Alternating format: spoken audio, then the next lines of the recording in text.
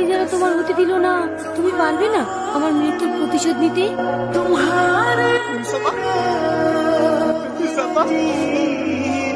হ্যাঁ পারবো। তোমাকে জানা হয়েছে তার আমি কাউকে ছাড়বো না, কাউকে না।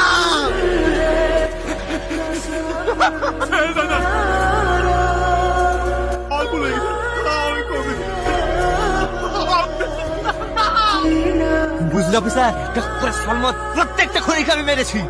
আমার সালমান রাত্রে শান্তি পেয়েছি, এটাই আমার শান্তি। আমাকে ফাঁসি দিবি, আমাকে জেলে দিবি, যে কাজ তোদের করা কথা ছিল সে কাজ আমি করেছি। আমি